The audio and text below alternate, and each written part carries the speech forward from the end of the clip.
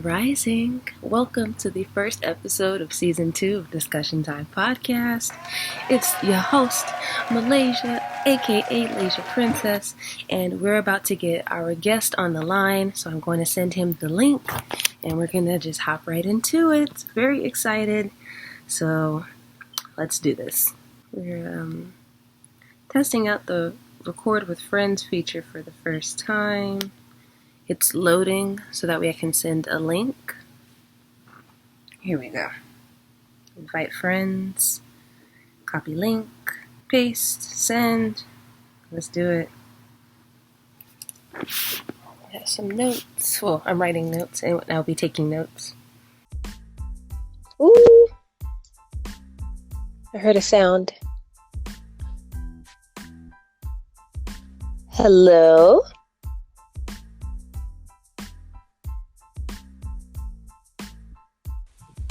Grand Rising. What's up? What's going on, Mac? I'm good. I'm awake. I'm ready to get this day cracking. Yes. I love it. Well, thank you so much for being here. It starts recording as soon as you hop in, so allow me to kind of give a little intro, and then we'll just jump right into it. For sure. Perfect. So thank you, viewers and listeners. This is Malaysia, aka Lasia Princess, and we are back on Discussion Time Podcast with Season 2. Season 2 is officially underway. So thank you for being here. Today we are embarking on our first segment of the new season called Music Mondays, and we have a very special, as you may have heard already, but allow me to allow him to introduce himself, and we have a very great topic for you guys today. So you can go ahead and take it away, Mac. All right, well, like you said, my name is Mac, last name Lowe. I'm a rapper. I would like to, I consider myself an artist, but rap is my primary tool.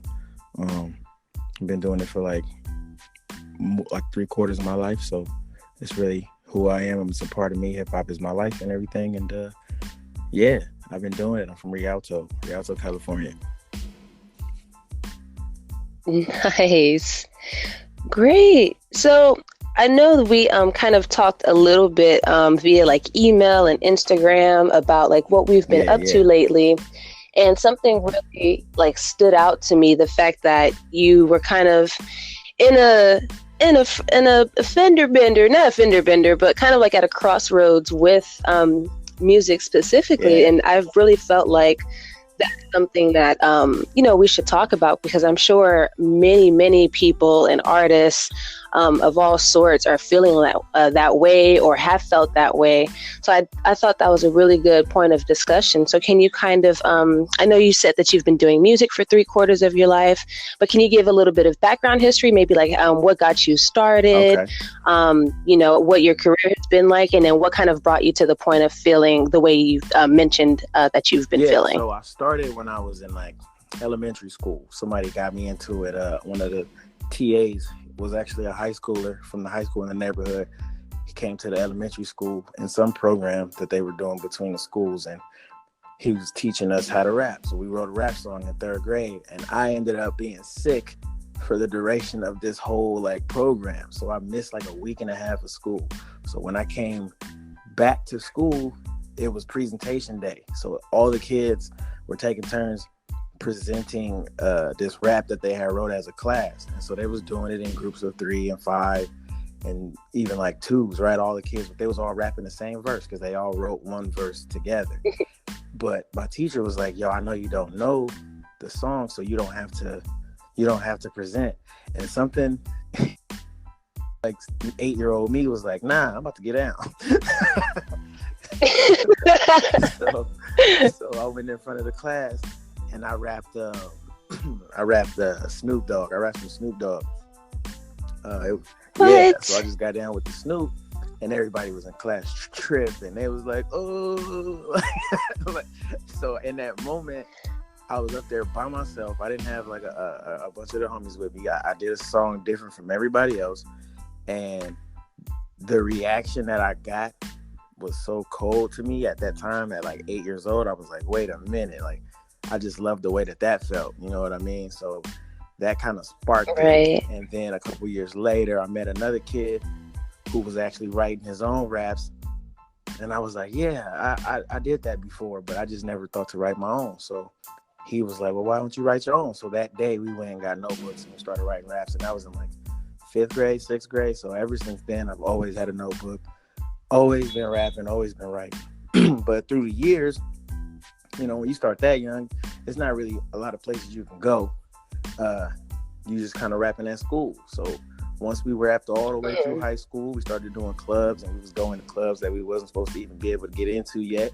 But we lied on the application, and they already booked us, so it was nothing they could do about it. So we used to perform at clubs and get kicked out as soon as our set was done. And we was doing that up until I was 21. Then we started doing bigger shows and putting out albums. So I put out a couple albums solo and with a group, and I was just grinding. My whole 20s was just grinding, doing shows every weekend, in the studio every day after work. There was a point in my 20s where I was unemployed for like 2 years. So I was just in the studio every day. And then if I wasn't in the studio, it was because I was going to a show. But that's all it was. And that's really what it's been for like the last decade. You know what I mean? And it got to a point with the last project where I was like, man, I've been going for a long time. And I don't know if it was a combination of having a little writer's block and not really feeling inspired, because for the last couple of years, life had been the same, you know? So I was kind of so focused on music and so focused on putting out projects that I was neglecting other aspects of life and other aspects of who I am as a person. Because it got to a point where it was like, yo, if you took music away, like really, who are you? You know what I mean? And so in order to find the answer to that question, like, am I just a rapper? I didn't want to be just a rapper, because what happens when you stop rapping? You know what I mean? So I had to kind of go on a little bit of a journey to find an answer to that question. And I don't think I'm done rapping. There's people who ask me about it, and my answer is always kind of a little bit different, because I feel different about it on certain days. But I'm never gonna be done rapping. I've been doing it too long, and to be quite frank about it, I'm too good at it. You know what I'm saying? But hey, you props to yourself. You have to. Yeah, so I'm not done with it, but you know, it's good to be able to take a break from it and tie up some other loose ends and grow in other areas. And I know I can always come back to it. It's not something that's gone. It's not something that I'm gonna like lose my ability to do. You know, I still freestyle, you know, from time to time, just to pass the time sometimes. So I'm keeping it sharp, but it's good to not wake up and be like, okay, I gotta finish this song, I gotta finish that song, I gotta do this, I gotta do that. It's good to just wake up, go to work, handle my responsibilities as a real adult, and then just chill after that. You know what I mean? Right. First of all, your story is so compelling. You rapping Snoop in 3rd grade, like, that's major. I'm sure they were rapping the Wheels on the Bus. Yeah, like, come on. Honestly, my brain is so weird. It turns out that I remember the rap too. I didn't even help write it at all, but I remember the rap that the class did, and I probably could have just did that, but I wasn't confident in it because I wasn't sure that I knew it. But I knew the Snoop Dogg record, so I was like, I'm gonna just do this instead.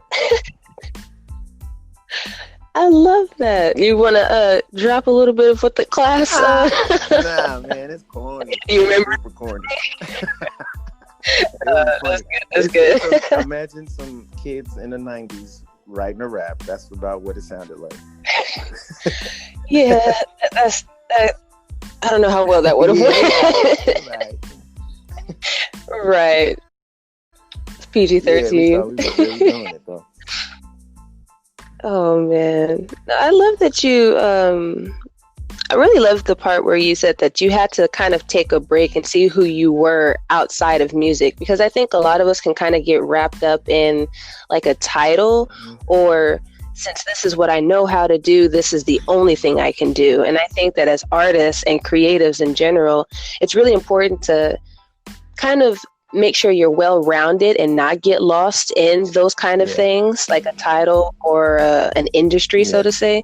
So I love that you kind of came to that realization that you had to, I don't want to say find yourself, but, you know, figure out what else you like, because we're multifaceted beings. You know, we have our interests change all the time, just like our taste buds. So I really appreciate the fact that you kind of listen to yourself and are taking a step back and just kind of, you know, going with the flow at this point. Like, I think by not holding yourself so strictly to, like, I have to, like you said, I have to complete these projects, I have to do this. Like, when you feel like you have to do something, the fun is kind of sucked out of it, you know? And that's exactly what happened. Right. And I can actually really relate to that. Just a little bit about my music history. I've been singing since I was 2. I used to go to Catholic school, and that's where I first had my first gospel band. I was the lead singer of a gospel band. And then I sang at BB King's about 3 times. I used to do like small performances in the area, weddings, funerals, you know, those type of things. Right. And I just remember, like, it just stopped becoming fun because it felt like it was more so for my parents than it was for me.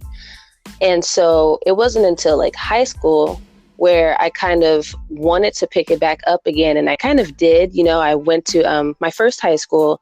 I was kind of like still in the music realm with some friends, like throughout lunch and like zero period and things like that.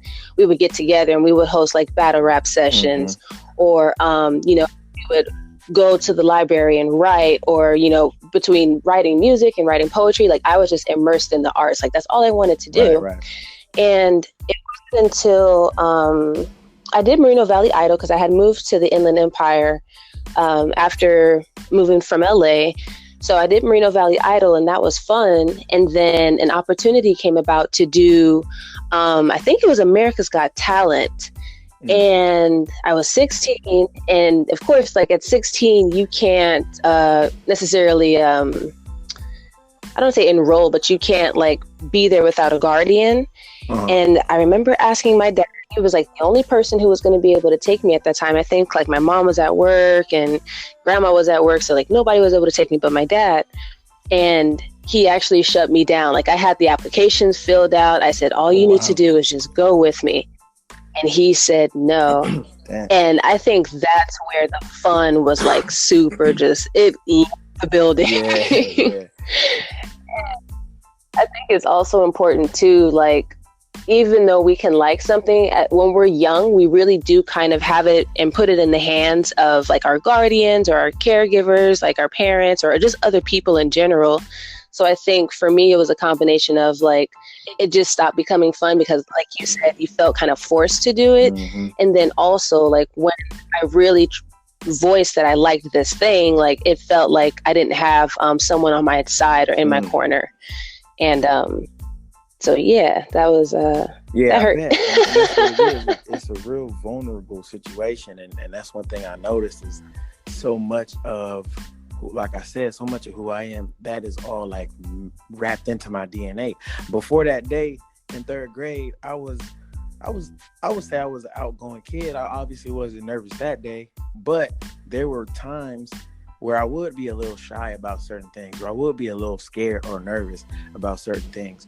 But I had an older brother in the house, so I learned early that when you get nervous or if you're scared, don't show nobody, because that you know, your brother will take advantage of that. If you know you don't like something, he's gonna use it to pick on you, right? So I had that kind of right in my mind. So I would always fake it till I made it type of thing. But once I started doing music, it was like, okay, this is giving me an added version of confidence. I'm getting my strength from this. People like me more when I'm doing this, or because I'm about this. This gives me a sense of identity, because back then, unlike today, I was like the only kid rapping in class. You know what I mean? So it was like, oh yeah, do you know him? Yeah. So there was other kids at the school with the same name, and they would be like, no, rapper Mac, not basketball Mac. You know what I mean? So it would be like, oh, okay, yeah, I know what you're talking about. But to have that sense of identity instilled in you at such an early age, and then you grow up and then you realize, if I'm not doing this, I feel a little shaky. You know what I mean? So I would be at work or outside, anything outside of music, even like in relationships or anything outside of music, I wouldn't be as comfortable, excuse me, because it wasn't music, because it was so much a part of me and so much attached to my confidence and my self-worth. So it was like, okay, I'm a grown man. I can't be I can't be nervous about certain stuff, because I'm like, if I'm not writing 16, I don't know if I can do it. You know what I mean? So I had to step away from it and really like figure out, like, dog, you're good at music because, you know, you might be dope at music because you're a dope individual first. That's where the music comes from. So understand that you're a dope individual first, and that's why you make dope music, and that's why you're capable of being dope in other areas. And so you just have to take that same work ethic and that same drive and that same determination and that same attention to detail and apply that to other things. But I wasn't doing that because I was so focused on music. So other things were starting to deteriorate. So I had to, you know, change it up and kind of balance our life again. And being so young and having it attached to you so early, it's a good thing and a bad thing, because you have a long time to practice and a long time to get good. But it also becomes a thing where I thank God that I took it away from myself and like and made it a thing for myself to take a break from it versus it be taken away from me forcefully. You know what I mean? I could only imagine how that would have messed me up. You know what I mean? For some reason, I felt like I was cut short. You know what I mean? Exactly. And I think truthfully, that was a wake up call for me too, because like, I knew that I could write and I knew that I could sing, but you know, when you see in your head from a young age, like, oh, I'm going to be famous and I'm going to sell out shows and I'm just going to live on stage. Like when it was kind of like a literal dream crusher, because I kind of felt like that was going to be my moment, you know, like, you know, you see child stars all the time. And I just kind of like felt like I was going to be one of those next child stars. But, you know, honestly, everything happened for a reason. It allowed me to kind of figure out other types of artistry that I like. So that's why I always say, like, depending on when you met me, you know, a different lay, because I think up until high school, people knew me as like a singer-songwriter. And then it wasn't until I got to college where they ask you to pick a major. There is no singing major. So unless you do like, you know, music or orchestra or something like that. And I wasn't really digging that because that wasn't like my field, I felt.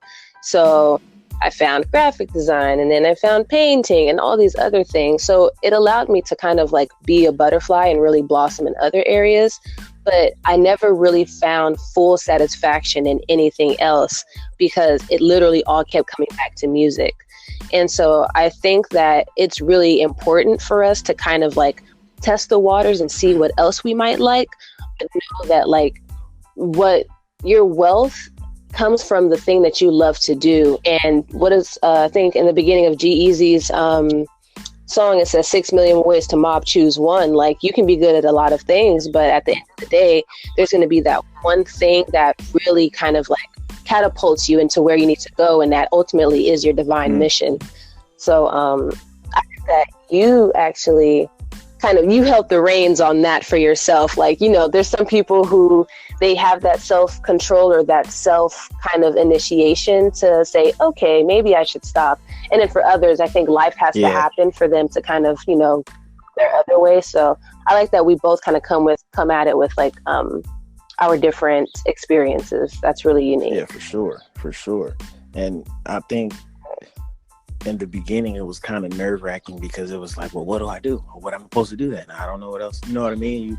You're so used to doing one thing that it was kind of, I was like, am I really taking a break? Like, like am I really about to not make no music? Like, but it's okay to stop. It's okay. Like, it's okay to rest. Resting is a part of the grind. You know what I mean? Like, people kind of get this conception of I gotta go. and there's no such thing as tired and no days off and blah blah blah, and that's cool too. You know what I'm saying? But it sounds good. It's a nice hashtag. You know what I'm saying? But the concept. yeah, but you'll burn yourself out, and then you'll find that when you're going like that, the art is going to suffer because you are what you eat, and vice versa. So if you're burnt out and you're tired, then you're going to give out burnt out, tired art. You know what I'm saying? Like, it's not going to come out the best way it can. So exactly. You have to take those breaks sometimes, and just sometimes you got. One of my favorite things to say when I'm in the studio and we got the beat playing, and the beat has been playing for like 20 minutes, 30 minutes, an hour, 2 hours, and nobody's finished their verse yet. I'm like, all right. So I hit the space bar and I'm like, let's go outside. Let's go do something. Right? Like, sometimes you have to walk away. Sometimes you got to walk away and come back to it. I always say that. Just leave it alone. Forget about it. Don't go outside trying to write nothing. Like, nah, we're going to just go to the mall, walk around, talk. Maybe we'll run into somebody we know. Who knows? But then we're going to come back, turn the beat on. And then all of a sudden, we start thinking of, oh, we could do this, we could do that. And then the song is done in like 10 minutes. But sometimes you have to walk away from it and come back to it. Sometimes it's just not there. And forcing it, this isn't like a math problem or some English paper where you have information and you just have to turn it out. Like, when you create, if it's not there, it's not there. You know what I'm saying? You can't force the issue. I love that. I think it's very important for people to know that, because again, we can get so caught up in like our own self-imposed deadlines or beliefs that we forget that, especially as artists, we draw inspiration from everywhere. So if someone is feeling like a creative block of any sort, even when they tell you in English, they do tell, if you can't finish out that paragraph or this, or come back with fresh eyes. Like, that is so important. And it might be a day, a few hours, a few weeks, sometimes a few months, but it's very important to not feel like walking away is a failure. I think that's where a lot of people kind of get that kind of confused, is like, if I'm not doing it now, or if I'm not completing it now, like, I'm a failure, or it's not going to be as good. But lo and behold, it might take that trip out of the country, or hanging out with that person, or calling your mom or your best friend. You'd never know what's going to click and when. So I love that you really touched on it, and that you yourself like utilize that to kind of just shake up. Like, you got to shake it up. So I love that. You got to shake it up. And another thing I want to speak on as far as being burnt out, what I noticed, a lot of it is psychological, right? Sometimes you are genuinely tired, and sometimes you are genuinely burnt out, but there also are moments where we kind of put ourselves in this box of like pushing for those deadlines because we're comparing ourselves to other people's situations. So like, you're on social media and you see somebody who does something similar to you, and they're booming right now in your eyes, because you don't know how much time they put in, you don't know the work they put in, but for whatever it is that they're posting, you see it and it makes you self-conscious about what you're doing. And so you're like, well, I can't stop because I got to get to this point because this person's doing this, so I got to get to this. And it's like, relax. Relax. You're fine. Like, it's not going anywhere. You know what I mean? It's enough out here for everybody, and I firmly believe that what God has for me is for me. And so as long as I stay on my path and I do what I'm supposed to, it's not going nowhere. I don't have to think that because somebody else's video just did 50K that I gotta drop one this weekend because I need to get 50K too. Like, relax, man. Like, when you put yours out, people gonna watch it. Nobody's gonna be like, nope, I'm not watching that because I already watched this one. You know what I'm saying? Like, that's not how it works. Right. So you just take your time. Don't compare yourself to nobody else. It's kind of like a horse race. You gotta put your blinders on, focus on your race, not nobody else's, and take the breathers when you need to. Yes. Pace yourself and finish your race at the time that you finish it. Because the fact of the matter is, when you start the race, everybody already has the speed that they can go, right? Like, just because you see somebody running faster. Say that again. When you start a race, everybody already has their speed, right? So if I look to my left, if I'm already running as fast as I can, and I look to my left and see somebody's running faster, I'm not gonna go any faster, bro. You're already at your top speed. In fact, you probably just slowed down. Because you looking around. So just go as hard as you can for as long as you can. Pace yourself, take a break, and then turn it back on when it's time to turn it back on. But if you're worried about other people, you're only slowing yourself down, and that's gonna add to your burnout. When you're thinking about instead of being productive, that's one more thing you got on your plate at the end of a long day, because you can't sleep because you're thinking about all the stuff that you didn't get done as compared to somebody else, instead of focusing on, the ground that you did cover. So it's good to have people that inspire you. It's good to look to others and think, okay, I see where they are and I want to get there. But don't let that be something poisonous to your grind and make you think like, oh man, I'm not doing enough, because that'll burn you out too. And a lot of people, when they feel like something is insurmountable, it's discouraging, and that's when you are forced to take a break, because you get discouraged and you don't want to push no more. So focus on your line, focus on your race, and get it done in your time. Ooh, I'm gonna call you Preacher Mac. You are spitting some words today. I think. I'm so serious. Like, ooh, there's so many correlates. I don't know. No, but everything you say is pure facts, like true facts. And especially in this day and age with social media, like it's so easy to think that everyone's out here, doing well. When in hindsight, first of all, you only see what people allow you to see, and also you can't compare yourself to another because you don't know what they've sacrificed to get there. Like someone probably dropped a finger because they had to lose a family member. You know what I'm saying? Like, and God forbid some of these are that extreme, but people really have to kind of lose that idea of just because we're doing the same thing, I have to try to outdo you. It's like, no, what you do might be similar, but can't nobody do it like you. I'm gonna hit a Dr. Seuss. No one's youer than you. So you really can't compare like at all, because you're incomparable. So now you're saying what, you're less than or better than? Like it just becomes this equation that is a false narrative. And I think, like you said, we have to see people as motivation, but also know that, okay, like one day I can get there, but as of right now, I'm right here and I'm cool with that. I appreciate where I'm at. I'm grateful for the fact that I even got here. Like we lose sight of all that we do and have done, that we end up like, kind of putting ourselves, like throwing ourselves under the rug or under the bus. And that definitely attributes to burnout, because not only is it you attacking yourself, God forbid you have like outside forces attacking you too. Like it's just nothing but attack mode. And that's why you feel like you always have to be on edge and like you can't create in happiness. So that for sure hit. Yeah, I'm only speaking from experience, man. I don't say nothing out of theory. This is all stuff that I've seen and felt. You know what I mean? Oh yes, same here. That's definitely why I wanted to bring you on the show too. Because I shout out to the viewers and the listeners for being here 27 minutes in. But Mac and I actually met at a music event, so like this is all full circle. I want to give a shout out to Miss Destiny Muse. I don't know last name, but shout out to you and your hubby. You got married. Yay. Oh yeah. Yes. But she put on this really dope event called what was it, Trifecta? The Trifecta event. It was called Lunch Break. There we go. And Mac not only helped record my videos, but he ended up going up there and killing the whole stage. I was just like, whoa. Guy. All right, okay. Hi, people. No, but I'm just very glad to have met you. I think that was like, we didn't know what was going to happen when we met, but I like that we're here.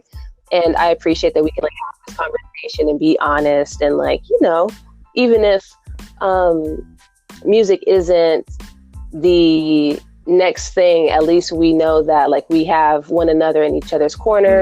I think that's also important too. Like at a certain point, you really need allies and people of your same tribe and community and like-mindedness. So I'm very grateful that we're here today together. Yes. So thank you. Agreed. Strongly agree. Yay. Well, I know you have to, prepare for your day. Is there any kind of like ending or final words you might want to give? Like maybe some words of inspiration or motivation? Not that this whole podcast wasn't, Oh, but if you had to leave a message man, or look, anything else, it's. what would you I would just say, like I said, man, run your race, man. Don't worry about somebody else's. Take your time, and especially in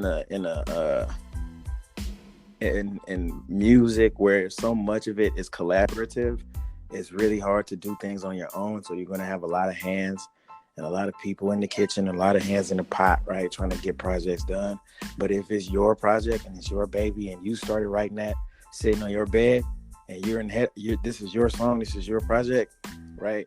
Make sure that the people that you bring into it are moving in that same vein, because you'll have people come in and they'll start putting deadlines and ideas and goals in that you like, yo, that wasn't the original idea. And it might sound good and it might feel like a good idea, but continue to stay focused on what your original plan was, and don't let people push you or force you to get outside of what the original goal is or the original timeline.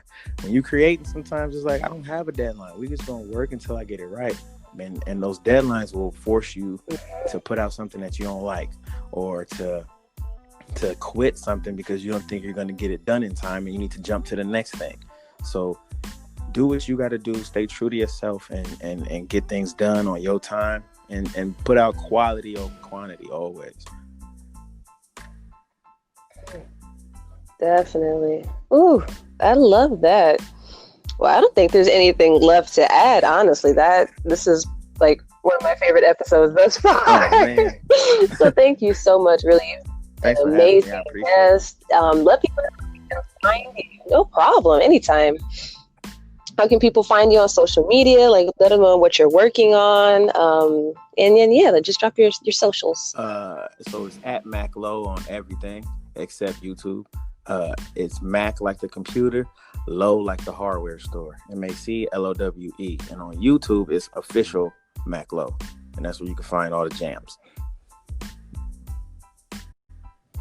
Perfect. Well, family, that has been our first episode of Music Mondays. I thank you so much for tuning in to season 2's first episode. And until next time, don't ever forget to stay magical. Always. Have a beautiful day. Peace.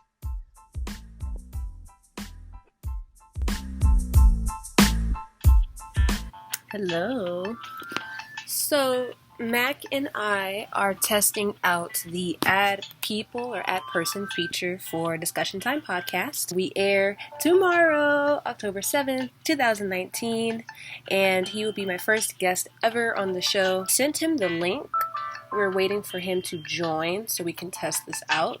So this is a behind the scenes look as to how we're going about this. And in the meantime, I'm going to check out, because this video just uploaded, Understanding Written Rhythm, Week 2 Recap, Iambic Meter for Natural Lay. So I'm going to check that out while we're waiting for Mr. Mac Lowe.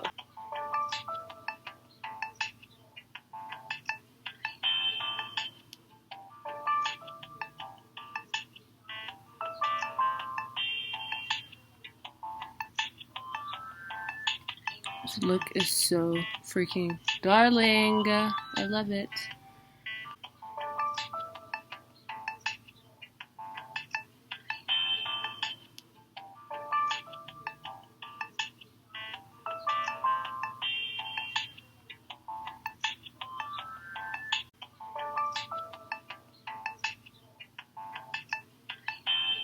My breakfast is ready, but I was waiting on Mr. Man here.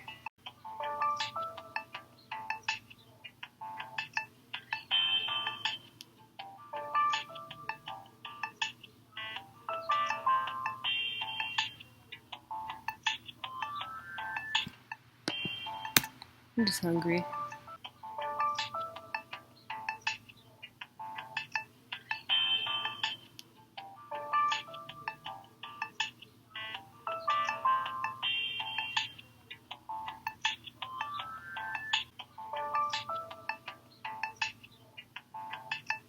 So, okay, we're gonna end this here and cancel the invitation. I'm gonna have my breakfast. Like, comment, share, subscribe. But never, ever forget to stay magical. Always.